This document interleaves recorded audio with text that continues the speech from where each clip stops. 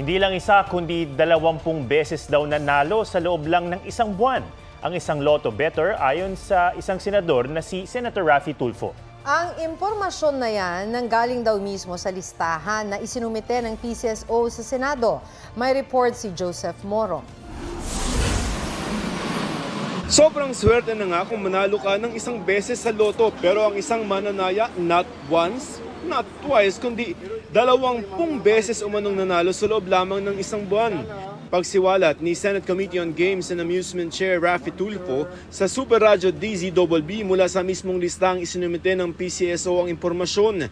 Medyo nakakataas ng kilay. Isang tao nanalo ng 20 times in 1 month.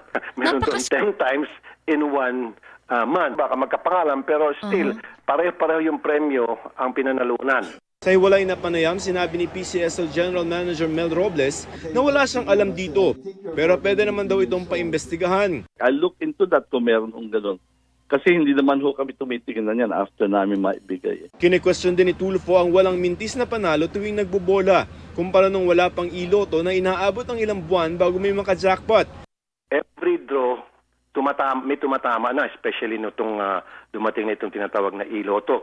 Diba, usually, inaabot na mga 3, 4, 5 draws sa bawat game bago tamaan. Ngayon daw, tuwing draw, may tumatama.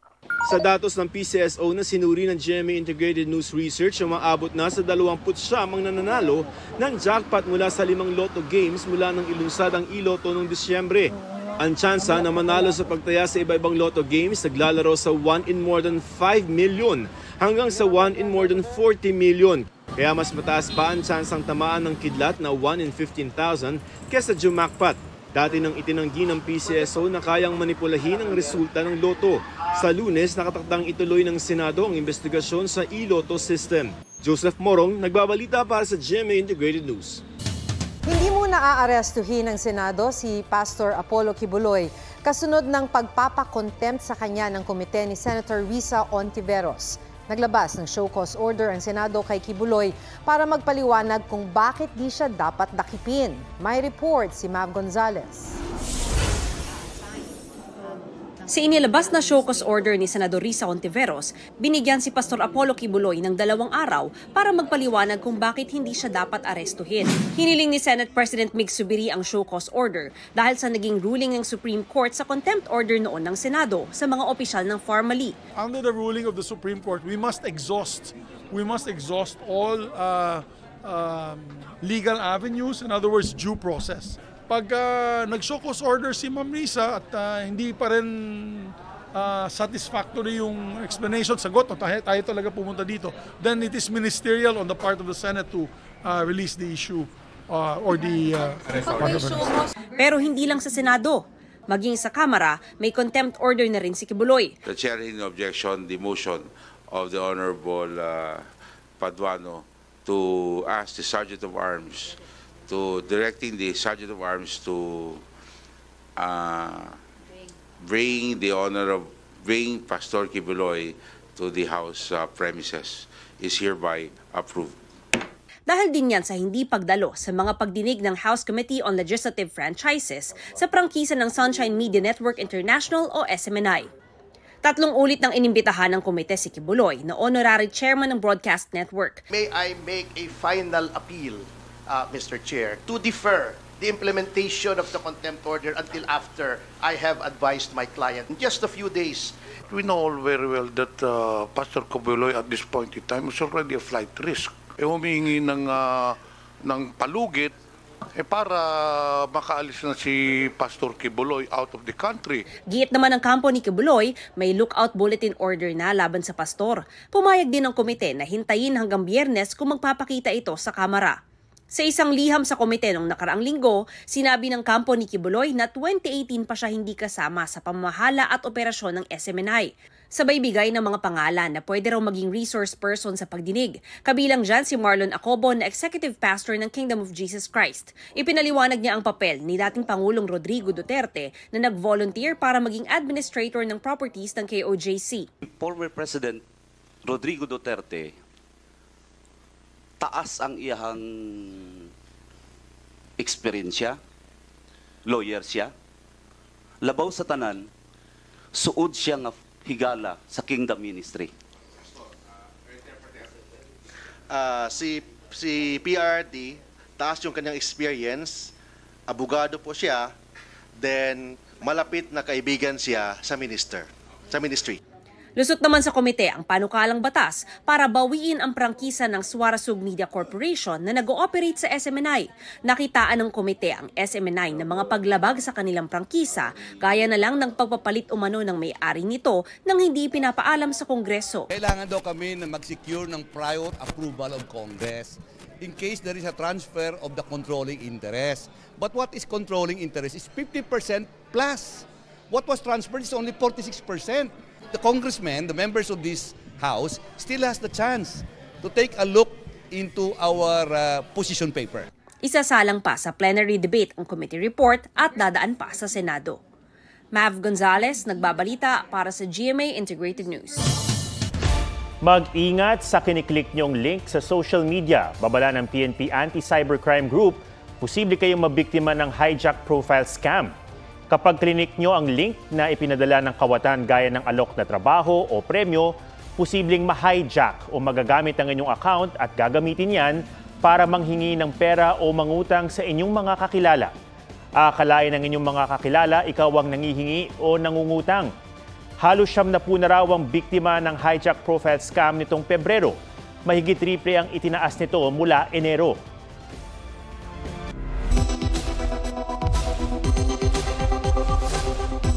May tips ang PNP Anti-Cybercrime Group para hindi mabiktima ng hijack profile scam. Huwag basta-basta i-click ang mga natatanggap na link o mag-download ng mga attachment, lalo na kung galing sa hindi kakilala. Gumamit ng malakas at kakaibang password para hindi madaling ma-hack ang inyong account. Gumamit din ng multi-factor authentication sa lahat ng inyong online account. Kapag naka-enable ang multi-factor authentication, hihingan ka ng 3 o higit pang uri ng impormasyon gaya ng authentication code bilang patunay na ikaw ang nag-access ng inyong account bago maka-login. Agad magsumbong sa online platform at sa PNP ACG kung tingin nyo na hack ang inyong account. Pinapayagan ng Department of Education ng mga eskwelahan na magsuspende ng face-to-face classes kung matindi ang init. Sabi ng DepEd, bahala na ang mga pamunuan ng eskwelahan na magsususpende ng face-to-face classes kung tingin nito ay delikado ang init sa loob ng classroom. Walang itinakdang temperatura ang DepEd para magsuspende ng face-to-face classes. Pwede naman daw gumamit ng alternative delivery modes para tuloy ang pag-aaral. Pinapayagan na rin ng mga guro na magsuot ng mas komportableng damit imbis na mag-uniform. Babala ng Pag-asa, titindi pa ang init. Sa Metro Manila, hanggang Mayo, inaasahan ng average temperature na 37 to 38 degrees na may average heat index na 40 to 43 degrees. Umiwas daw sa araw mula 10 hanggang 3 p.m. Sa ospital ang bagsak ng isang lady rider na nasagi ng nakasalubong na delivery truck sa Cagayan de Oro City. May spot report si John Consulta. Pagpreno ng 10-wheeler, nag-alangan ang kasunod ditong rider at biglang nasagi ang rider ng kasalubong na delivery truck sa Cagayan de Oro City. Tuminapon ng helmet ng babaeng rider. Ligtas ang biktima na agad na isugod sa ospital. Ayon sa mga pulis, nagtangkang tumakas ang delivery truck driver pero natuntun din. Sasagutin ng driver at ang kanyang kumpanya ang pagpapagamot sa biktima. Patawid na ang lalaking yan sa pedestrian lane nang masalpok ng motorsiklo sa Talisay City, Cebu. Tumilapon ang biktima at tumumba sa kalsada ang rider ng motor at angkas nito. Isinugod sila sa ospital at nasa maayos ng kalagayan. Sinakop ng itim na kotse ang kabilang lane at nasalpok ang kasulubong ng motorsiklo sa Talisay, Batangas. Tumilapon sa gilid ng kalsada ang rider. Nagdire-diretso naman ang kotse sa kasumalpok sa nakaparadang truck. Sugatan ang rider at 3 sakay ng kotse na isinugod sa ospital. John Consulta, nagbabalita para sa GMA Integrated News. Patuloy na magniningning bilang kapuso si Asia's Limitless star Julianne San Jose. Nag-renew si Julianne ng kontrata sa GMA Network at Sparkle GMA Artist Center. Sa pangungunayan ni GMA Network Incorporated Chairman Attorney Felipe L. Gozon, President and CEO Gilberto R. Duavit Jr., EVP and CFO Felipe S. Ialong, Senior Vice President Attorney Annette M. Gozon Valdez, Senior Vice President Entertainment Group Lilibeth G. Razonable, at Vice President Sparkle GMA Artist Center Romina Joy C. Marcelo. Naroon din sina Senior Vice President and Head GMA Integrated News, Regional TV and Synergy Oliver Victor B. Amoroso at Vice Presidents for Business Development Janine Piad Nakar at Gigi Santiago Lara. Naroon din ang iba pang opisyal ng Kapuso Network. Sabi ni Julianne, produkto ng matagal na pagsusumikap ang lahat ng mga narating niya. I have made sacrifices for the past 18 years and they're all worth it para sa akin. Nagpapasalamat talaga ako kasi nandiyan yung GMA for me, talagang ginabayan nila ako, sinuportahan nila ako. Kaya tinawag na limitless star si Julianne. Hindi lamang sa kanta, sa hosting, sa drama. In short, walang limit ang kanyang kakayahan.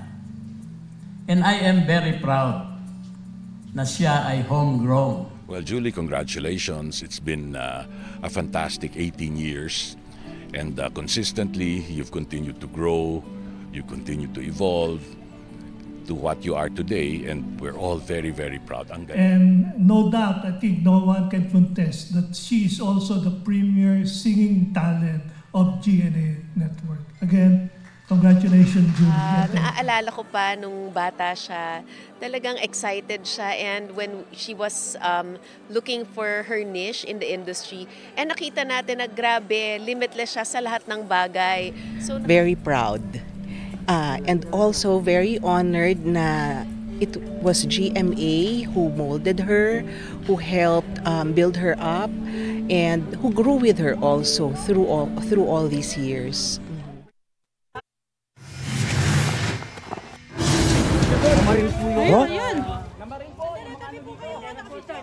Nabalot ng tensyon ng demolisyon sa Barangay Anunas sa Angeles, Pampanga. Sa isang kuha ng residente, makikita ang demolition team na may mga binabato sa kabilang panig.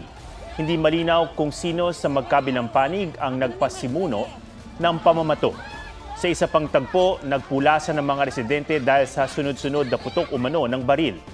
Isang residente ang inilayo at tila nasugatan. May ilan ding nilapatan ng lunas na tinamaan din daw ng bala. Sinusubukan pa namin makuha ang panig ng Clark Hills Development Corporation na siyang humiling ng demolition order sa mahigit 70 ektaryang lupain. Pinapaalis sa mga residente matapos makansela ang kanilang Certificate of Land Ownership Award noong panahon ng pandemya. May panawagan si dating Pangulong Rodrigo Duterte sa kanyang talumpati sa prayer rally ng mga taga-suporta ni Apollo Kibuloy sa Maynila. Huwag daw pumayag sa ginagawa ng pamahalaan ngayon. Sabi ni Duterte, sinusulong ni na Pangulong Bongbong Marcos ang charter change para pahabain ang termino ng mga nakaupo ngayon sa gobyerno. Ang puntarya talaga nila, ito. Yung term extension. Basta panahon ng Marcos, napakialaman talaga yung konstitusyon. Pinapahaba yung trabaho.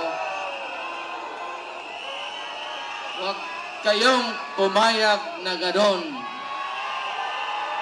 Kababuyan yan. Bili naman ni Duterte sa publiko, huwag gumawa ng gulo at karahasan.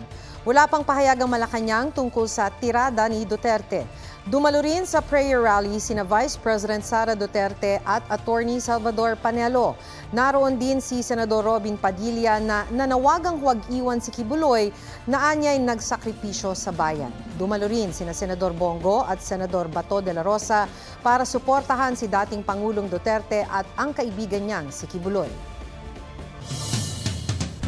Para raw masawata ang mga krimen, gusto ng lokal na pamahalaan ng San Carlos City sa Negros Occidental na half-face helmet lang ang gamitin ng mga rider at angkas.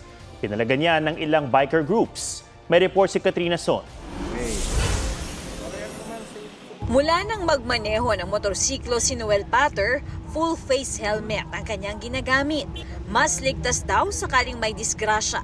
Ganito rin ang paniwala ni Raul Gabriel Obra, lalo't maraming kalsadang malubak. Mas safe po, ma'am. Tapos mas komportable po ako, ma'am, in case kung pa naman po mangyari sa kalsada, ma'am. Mas tiwala ako na mas safe yung ulo ko. Mas safe po talaga yung full face kasi maraming beses po pag may mga lubak, pag pwede pong tumama dito yung baba, madadamage po yung dito natin. Pag half face po kasi hanggang dito lang po yung mapoprotektahan. Pero sa San Carlos City, Negros Occidental, ipinasa ang Executive Order 89 nitong katapusan ng Pebrero na nag-uutos sa motorcycle riders at back riders na half-face helmet ang isuot. Isa sa mga dahilan ng pagpapatupad nito ay ang nakakaalarmang insidente ng krimen na kinasasangkutan ng mga rider at angkas na nakabonet at full-face helmet. Pero maaari naman daw gumamit ng full-face helmet sa ilang lugar sa lungsod. May identify lang kitang area, from that area, masulod ka, kung transient ka, traveler, well, we will allow you to take off your helmet, hindi ka mag-mask para makita ka namon sa CCTV. Kontra naman ang ilang biker groups sa executive order. Mayroon daw kasing national law na nag-uutos sa mga rider na magsuot ng helmet pero hindi naman daw nakasaad na dapat half-face helmet ang gamitin. May karapatan daw dapat na mamili ang rider. Paano kaligtasan ng rider? At saka bakit nila pinagbaban? Ito ba ay kontra-kriminal na naman? Lumang issue na yan. Ibig sabihin, their police are not doing their job in maintaining peace and order. Bakit sa rider ibubuntong yung nila? Walang kaparehong utos ang anumang syudad sa Metro Manila tulad ng sa San Carlos City.